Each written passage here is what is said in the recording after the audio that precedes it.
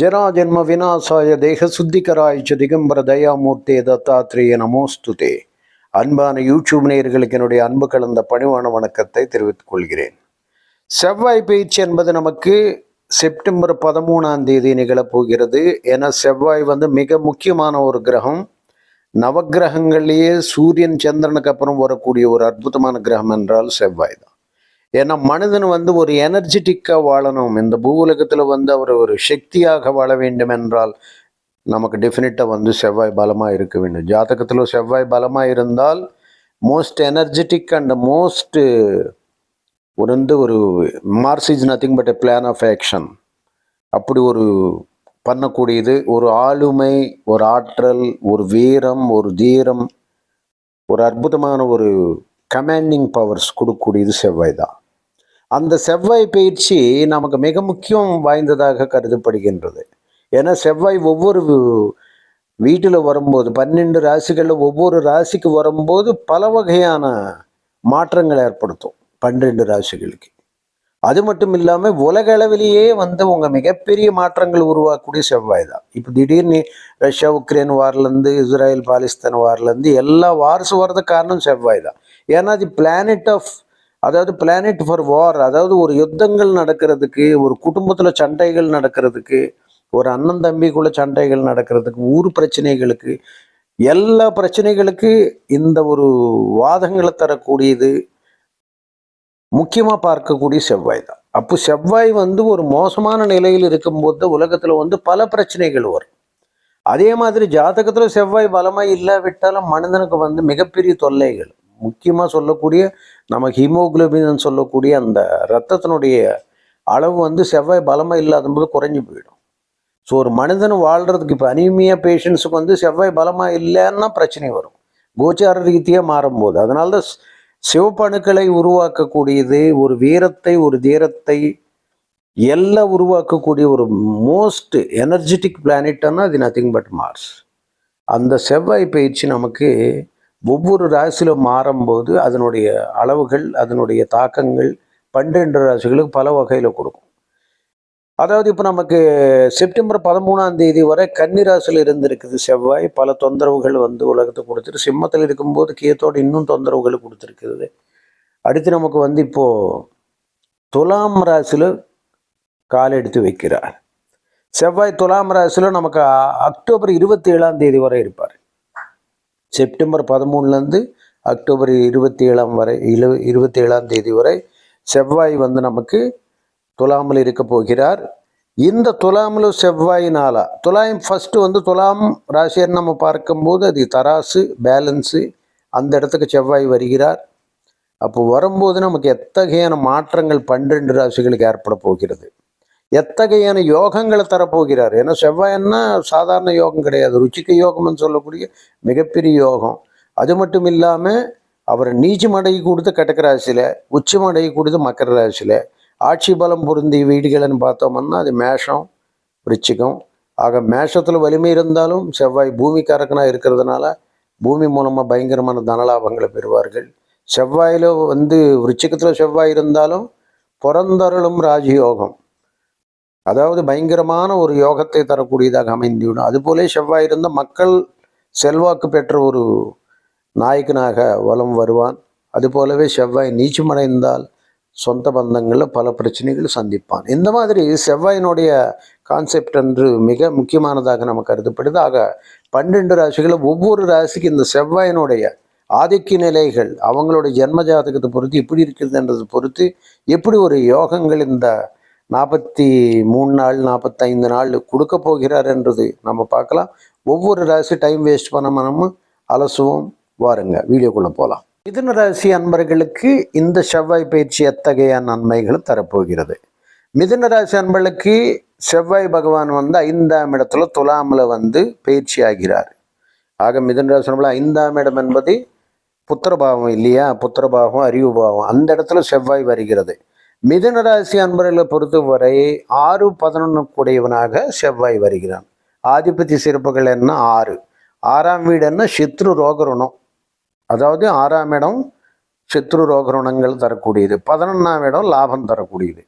ஒன்று, அதாவது இந்த ராசி பொறுத்தவரை செவ்வாய் வந்து பாவியாக வருகிறார். ஆக இங்கே கஷ்டங்கள் தான் அதிகமாக கொடுப்பான், எதிர்கள் தான் அதிகமாக கொடுப்பான், வழக்குகள் சம்பந்தம் இல்லாத பிரச்சனைகள் உருவாக்குவா. ஆக மருத்துவ செலவுகள் அதிகமாக கொடுப்பா. இப்போ 6-11 கூடையவனாக இருக்கின்றவன் 5ல் வந்து அமருகிறான். இதன் மூலமாக என்ன நன்மை? அதாவது மிதுன ராசி நம்மளுக்கு தந்தைக்கு பிள்ளைகளுக்கு பிரச்சனைகள் உருவாக்கும் 5ஆம் இடத்துல செவ்வாய் வந்தால். 11ஆம் இடத்தை பார்க்கறதுனால செவ்வாய் வந்து பலமான ஒரு பார்வை அல்லவா. அதாவது 11ஆம் இடத்தை தன்னோட சொந்த வீட்டுன்னு பார்க்குறாரு. அப்போ நமக்கு என்ன ஒரு அதிருஷ்டமானா எதிர்பாராத பூமி லாபம் ஏற்படும். அப்போது டெஃபினட்டாக வந்து இந்த செவ்வாய் பயிற்சியில் மிதுன ராசி நம்மளுக்கு காசு வந்து கொட்ட போகுது, அதில் மாற்று கருத்து இல்லை. ஏன்னா 11ஆம் இடத்த செவ்வாய்னா ஒன்று வண்டி வாகனங்களை வித்தாவது சம்பாதிப்பார், கனரக யந்திர வாகனங்களை வித்தாவது சம்பாதிப்பார், வண்டி வாகனங்கள் மூலமாக தனமாவது பெறுவார், அல்லது பூமி புத்திரன் செவ்வாய் மூலமாக தனமாவது பெறுவார். இந்த 4 கான்செப்ட்ல ஏதோ ஒரு வகையில் வந்து செவ்வாய் வந்து நிச்சயமாக அவங்களுக்கு பலமான ஒரு நன்மை செய்வார் என்றதில் மாற்று கருத்தே கிடையாது. ஆக நமக்கு வந்து இப்போ இந்த பாவம் வலுவடைகிறதுனால இது 11ஆம் இடத்தை செவ்வாய் பார்க்கிறது என்பது மிகுந்த ஒரு நன்மை தரக்கூடியதாக அமைந்துவிடும். ஸோ எதிர்பாராத தனயோகம் என்பது உறுதியாக கிடைக்கும். இப்போ இந்த இடத்துல இருக்கின்றவர் வந்து நமக்கு உங்களுடைய உச்சஸ்தானத்தை பார்க்கிறார், அதாவது 8ஆம் வீட்டினை பார்க்கிறார். 8ஆம் வீடு பார்க்கறது என்பது ஆயுள் தோஷம். அதாவது வந்து மிதுன ராசி நம்மளை பொறுத்தவரை 8ஆம் வீடு உச்சம் பெறக்கூடாது. 8ஆம் வீட்டில் செவ்வாய் உச்சம் பெற்றால் கண்டாதி, அதாவது மரணாந்த கண்டாந்தர தோஷங்களை உருவாக்கக்கூடியது. ஆயுள் கண்டத்தை தருவார். அதில் சம்மந்தமில்லாத நோய்கள், மருத்துவ செலவுகள், இரத்த சம்பந்தமான வியாதிகள், சம்மந்தமில்லாத பல பிரச்சனைகள். ஏன்னா உச்சஸ்தானாதிபதியோட வீட்டில் பார்க்கறதுனால பிரச்சனைகள் உருவாக்கும். வாகனங்கள் மூலமாக மிகுந்த வண்டி விபத்துகள் மூலமாக பிரச்சனைகள் உருவாக்க மிகுந்த ஜாக்கிரத்தோடு செயல்பட வேண்டியது என்பது அவசியமாகிறது. ஆக 8ஆம் வீட்டின் தன்னுடைய பார்வை மூலமாக பார்த்துட்டு இருக்கிறாரு. அது ஒரு ஜாகிரத்தை தரக்கூடிய மிதுன ராசி நம்மளுக்கு ரொம்ப முக்கியமான ஒரு கான்செப்டாக இருக்கும். அது மட்டும் 11ஆம் இடத்தையும் பார்க்குறாரு, 12ஆம் இடத்தையும் பார்க்குறாரு.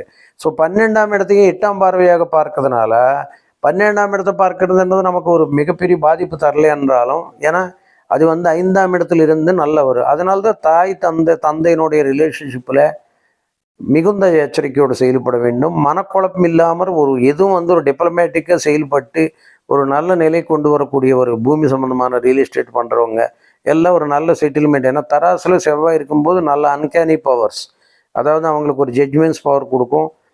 அது மட்டும் இல்லாமல் அந்த இடத்துல செவ்வாய் இருக்கிறது வந்து அதாவது சப்ரஸிங் ஏங்கர்ன்னு சொல்லுவோம் இல்லையா, திடீர்னு கோபம் வந்துடும், அதாவது ஒரு இது பண்ணக்கூடியது. பட் இருந்தாலும் செவ்வாய் அந்த இடத்துல இருக்கிறது மிகுந்த நன்மை தரும். இருந்தாலும் 6 5ல் வர்றதுனால உங்களுடைய அறிவு மூலமாக எதிர்களை நீங்கள் வெல்லலாம். அறிவு மூலமாக வெல்லலாமன்னா அது நம்ம காம்ப்ரமைஸ் ஆகலாமா, நெகோஷியேட் பண்ணலாமன்றது பொறுத்து தான், உங்களுடைய நாலேஜு உங்களுடைய ஸ்கில்ஸ் பொறுத்து தான் நீங்கள் அவங்கள வந்து ஜெயிக்க முடியும். அதனால தான் 6 வந்து 5ல் வரும்போது நண்பர்களை யாராவது வந்து எதிரிகள் வந்து உங்களுக்கு ஏதாவது காம்ப்ரமைஸ் பண்ணிக்கலாம் அப்படின்னு வரும்போது நீங்கள் அது காம்ப்ரமைஸ் பண்ணிவிட்டு அது பிரச்சனையை சால்வ் பண்ணிக்கிறது நல்லது. ஏன்னா இங்கே வந்து நெகோசியேஷன்ஸ் கரெக்டான டைமு. ஏதாவது ஒரு பூமி சம்மந்தமான விஷயம், இல்லை ரேட்டு, இல்லை இடங்கள் இவ்வளோ ரேட்டு தான் கொடுக்கணும், எவ்வளோ விலைக்கு தான் விற்கணும் அப்படின்னு எதிர்பார்த்துக்கிட்டே உட்காந்துட்டு இருப்பாங்க பாருங்கள். அவங்களெல்லாம் செட்டில்மெண்ட் பண்ணிக்கிறதுக்கு ரொம்ப நல்ல நேரம் இது. ஆக இங்கே 6-11 கூடிய பாவியாக இருக்கிறதுனால கெடுதல் பெரும்பாலான கஷ்ட நஷ்டங்களை உருவாக்குவார் செவ்வாய், அதில் மாற்று கருத்து இல்லை. பூமி சம்பந்தமான பிரச்சனைகள், பூமி சம்பந்தமான வழக்குகள், பூமி சம்பந்தமான கோர்ட்டு கேஸுகள், இந்த மாதிரி தான் நிறைய இருக்கும் ஜென்ரலாக. இருந்தாலும் நீங்கள் என்னென்னா இப்போ இந்த காலகட்டம் உங்களுக்கு 11ஆம் இடத்துல வந்து செவ்வாய் பார்க்கறதுனால, தன்னோட சொந்த ராசின்னு பார்க்கறதுனால மிகுந்த நன்மைகள் அள்ளி தருவார். அது போலவே இவங்களுக்கு ஆதிபத்தியங்கள் 6-11 வர்றதுனால 6 வந்து கெட்ட ஆதிபத்தியம், சத்ரு ரோகரணங்கள், ஆஸ்பத்திரி செலவு, நோய் நொடி, மருத்துவ செலவு, இந்த மாதிரி. 11 லாபம், பூமி விற்கிறதுனால லாபம், இல்லை எதிர்பாராத தனம் லாபம், யந்திரங்களை விற்கிறதுனால, வண்டி வாகனங்களை விற்கிறதுனால லாபம், அந்த மாதிரி பார்க்கக்கூடியதாக இருக்கும். 5 ஆசைகளை உங்களுக்கு நிறைவேறும். எந்த மாதிரி ஆசைகள் 5 ஆசைகள் நிறைவேறும்னா, ஃபஸ்ட்டு வந்து எதிர்பாராத ஒரு லம்பான அமௌண்ட்டு உங்களுக்கு கிடைக்கும். அது முக்கியமாக நீங்கள் பார்க்க வேண்டியது. ஏன்னா செவ்வாய் வந்து நேராக 11 பார்க்குது லாபஸ்தானத்தில் இருந்தால் பாரிஜாத யோகம்னு சொல்லுவோம். லாபஸ்தானத்தில் பார்க்கறது என்பது ரொம்ப வலிமையானது. பூமி மூலமாக தனலாபத்தை பெறுவான். ஏதோ ஒரு எதிர்பாராத ஒரு அமௌண்ட் வந்து நிச்சயமாக மிதுனராசிக்கு கிடைச்சிரும் இந்த மாதத்தில், இந்த செவ்வாய் பயிற்சியில். இந்த 43 நாள் நல்ல ஒரு யோகமான காலமாக நம்ம எடுத்துக்கலாம். அடுத்து என்ன நடக்கும் அப்படின்னு எடுத்தா பிள்ளைகளுக்கு தந்தைக்கு சண்டை. அதனால்தான் நீண்ட வருஷங்களாக இவன் ஏதாவது வெளிநாட்டுக்கு அனுப்பலாம் ஒரு படிப்புக்காக அப்படின்னு அப்பா ஏதாவது நினச்சிட்டு இருந்தாரு, இல்லை ஏதோ ஒரு காரணத்துக்காக தூரமாக வைக்கலாம்னு நினச்சிட்டு இருந்திருக்காரு. இந்த நேரத்தில் அவனை தூரமாக வைக்கலாம். அது ஒரு நல்ல அவங்களுக்கு அது 2 பேருக்கும் நல்லது பயக்கிறதாக அமையும். அப்புறம் 3வது பார்த்தோம்னா முன்னோர்கள் வழியை சொத்துக்களை விற்காமலே ஏதோ ஒரு இழுப்பறி இருந்து, இல்லை எதிரிகள் இடத்துல சொத்து மாட்டிக்கிட்டு பிரச்சனைகளை பண்ணிகிட்டே இருந்திருக்காங்க, அவங்க காம்ப்ரமைஸ் ஆகி வராங்க அப்படின்னும் போது நீங்கள் வந்து அது செட்டில்மெண்ட் நல்ல விதமாக முடிச்சுக்கிறது ரொம்ப நல்லது. 6-11 கூடையவனாக வர்றதுனால. இல்லை நீண்ட வருஷங்களாக நம்ம வந்து ஒரு ஆப்ரேஷன் பண்ணணும்னு சொல்லியிருக்காங்க, அது தடங்களாகிட்டு இருக்குது, நமக்கு ஒரு மனக்குழப்பமாக இருந்திருக்குது, எந்த முடிவு எடுக்க முடியல. ஏன்னா சில சமயத்தில் செவ்வாய் அந்த இடத்துல இருக்கும்போது முடிவு எடுக்க முடியாது. அப்போது வந்து ஜென்ம ஜாதகத்தில் ஏதாவது நல்ல இடத்துல உட்காரல, நீச்சம் அடைந்திருக்குது, பல தொல்லைகள் இருக்குது. எந்த நேரத்தில் நீங்கள் அது ஒரு நல்ல முடிவு எடுத்து அது நீங்கள் தெளிவு பண்ணிக்கலாம் அப்படின்னு. அது மட்டும் இல்லை 11ஆம் இடத்துல லாபம் கூட்டாளி மூலமாக, இல்லை அண்ணன் தம்பி கிட்ட சொத்து ஏதாவது மாட்டிக்கிட்டு அவங்க தராமல் இருந்திருக்காங்க, எந்த காலகட்டத்தில் அவங்க இறங்கி வராங்க, நீங்கள் நீட்டாக செட்டில்மெண்ட்டு முடிச்சுக்கலாம். இந்த மாதிரி 5 வகையான ஆசைகள். அது போலவே அதிகாரத்தில் உள்ளவங்களுக்கு 11ஆம் இடத்தை பார்க்கறதுனால நிறைய பண்ண முடியல, இந்த காலகட்டத்தில் நம்ம இது பண்ணலாம்னு நினச்சோம், இது வந்து ஒரு பிளான் பண்ணிக்கிட்டோம், அது பண்ண முடியலன்னு நினைக்கிறவங்க, உத்தியோகத்தில் ப்ரொமோஷன்ஸுக்காக எதிர்பார்க்குறவங்க, இல்லை இந்த ஊர் போகலாம்னு நினைக்கிறவங்க, இல்லை நம்ம உள்ளூரில் போய் வீடு கட்டலாம்னு நினைக்கிறவங்க, இந்த மாதிரி பல விதமான ஒரு பாசிட்டிவ் எக்ஸ்பெக்டேஷன்ஸ் வந்து நினைக்கிறவங்களுக்கு எந்த காலகட்டம் இந்த செவ்வாய் மிகுந்த நன்மை தரதாக இருக்கும். ஆனால் 8ஆம் வீட்டை வந்து செவ்வாய் பார்க்கிறது வண்டி வாகனங்களில் நிச்சயமாக விபத்துகள் நேரிடக்கூடிய சூழ்நிலைகள் இருக்கும். மிகுந்த ஜாகிரதையோட நீங்கள் செயல்படணும். செவ்வாய் வந்து கண்டங்களை ஏற்படுத்தக்கூடிய கிரகம்.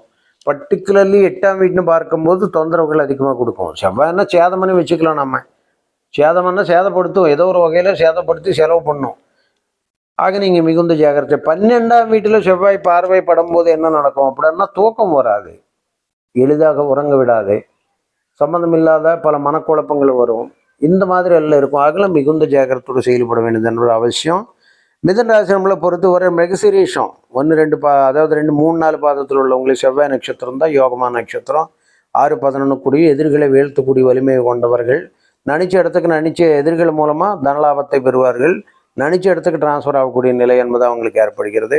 திருவாதிரை பொறுத்தவரை ராகு நட்சத்திரம். ஆக திருவாதிரை வந்து நமக்கு நினைச்ச நேரத்தில் நல்ல யோகங்களை தரக்கூடியதாக, மருத்துவத்துறையில் உள்ளவங்களுக்கு பர்டிகுலர்லி செவ்வாய் மருத்துவ பிளானட்டாக இருக்கிறதுனால மிகுந்த நன்மைகள் அளித்தரும். மருத்துவத்துறையில் உள்ளவங்களுக்கு, அந்நிய நாட்டில் உள்ளவங்களுக்கு, UAE யுனைடெட் அரப் எமிரேட்ஸில் உள்ளவங்களுக்கு, துபாய் இது போன்ற சவுதி போன்ற நகரங்கள் சிட்டிஸில் உள்ளவங்களுக்கு கண்ட்ரிஸில் நம்ம நல்ல யோகங்கள் அள்ளி கொடுக்கக்கூடிய நிலை என்பது ஏற்படும். அதாவது திருவாதிரை பெரும்பாலும் வெளியே தான் இருப்பாங்க, ஏன்னா திருவாதிரை ராகு நட்சத்திரம் வெளியே கொண்டு போயிடுவாங்க. அது மட்டும் இல்லாமல் அடுத்து வந்து நமக்கு மிருகசீரிஷம், அப்புறம் புனர்பூசத்தில் வரும்போது குரு பகவானோட நட்சத்திரம். குரு பகவான் வந்து 7-10 கூடியவன பாதகாதிபதி இருக்குதா, தொழில் இங்கே கெடுத்து விட்டு வெளியே கொண்டு போய் தொழில் கொடுப்பாரு. அமெரிக்கா, சிங்கப்பூர், மலேசியா இது போன்ற நாடுகளில் போகிறதுக்கு உண்டாக்கின வழி. கடல் தாண்டி போவார்.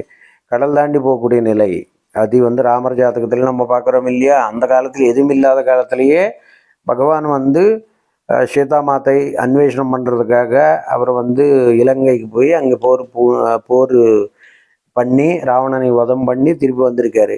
ஸோ அதனால தான் அந்த ராகு, அதாவது புனர்பூச நட்சத்திரம் வந்து குரு பகவானோட நட்சத்திரமாக இருக்கிறதுனால அந்த ஒரு குரு அருள் பெறதுக்கு உண்டாகின வழி கடல் தாண்டி போகக்கூடிய நிலை. ஏன்னா குரு வந்து அடுத்து புனர்பூசம் கட்டக்கத்திலே வர்றதுனால தான் கடல் தாண்டி போகிறதுக்கு உண்டாகின சூழ்நிலை என்பது நிச்சயமாக ஏற்படுத்தும்.